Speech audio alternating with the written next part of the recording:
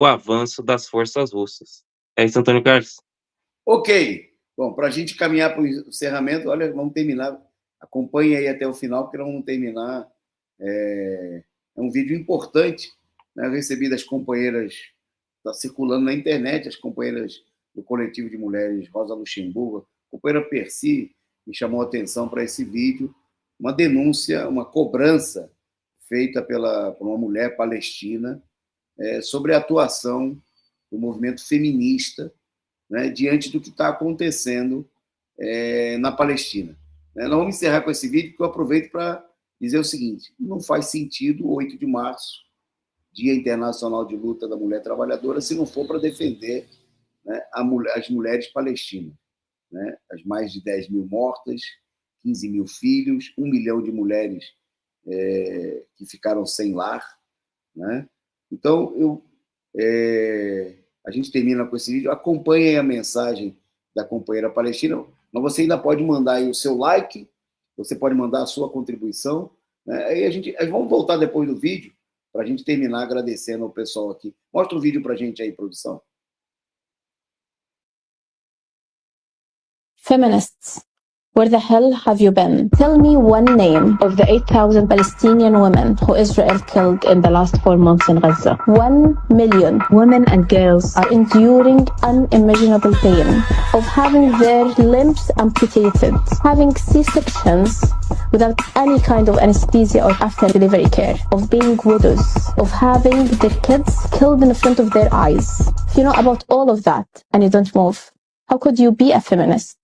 International media outlets and so-called feminists have been outraged over unverified claims of Israelis being raped. However, this week, they have been totally silent for an objective UN reports of Palestinian women being raped, being undressed, being sexually harassed, being put in cages, stripped naked, and forced to be photographed in undesirable situations. If you're a feminist and you know about all of that and you haven't moved or went to demonstrations and you haven't called for women's rights, then you're not a feminist.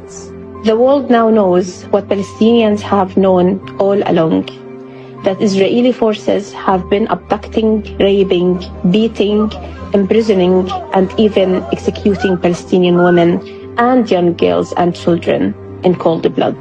Hillary Clinton, I'm waiting for your condemnation. Femicide is defined as the systematic killing of women and girls.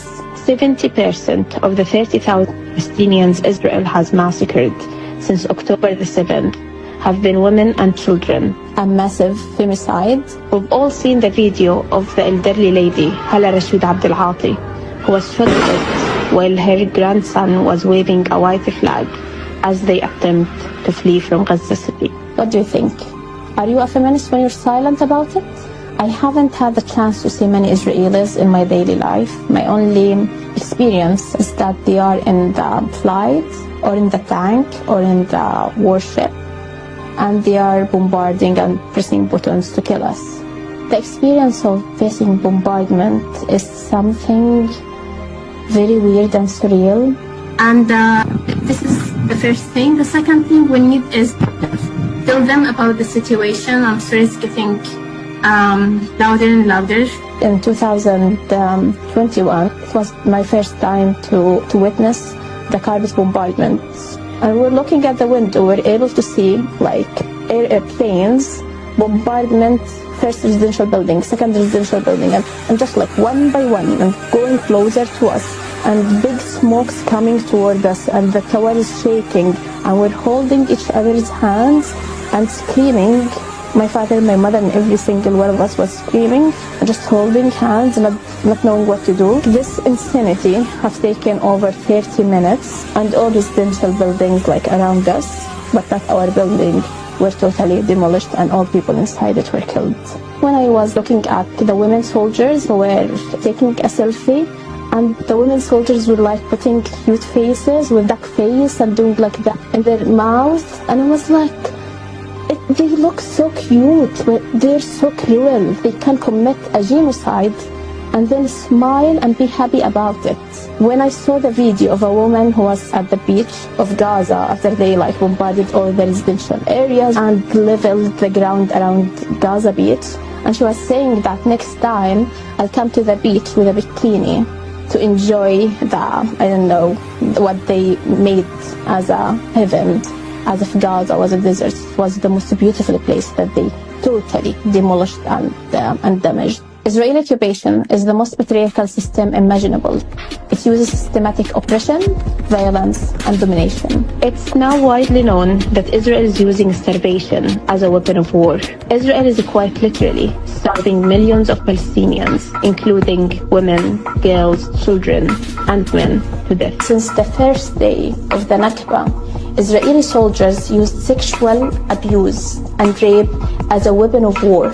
There's a famous case, very well substantiated by documentation, of a Palestinian girl of the age of 12 that was abducted by Israeli soldiers and kept for 3 days as a sex slave, and was gang raped before she was murdered. So when we're looking at how feminism was abused by the Israelis, they are committing the worst crimes of sexual abuse and violence and harassment of women and girls at checkpoints, at prisons, in interrogation and all of that. And at the same time, they show themselves as the liberal democratic haven of women in the Middle East. As a Palestinian women's activist from Gaza, I call on feminists around the world to break their silence. Let's stop the genocide on Gaza. Ok.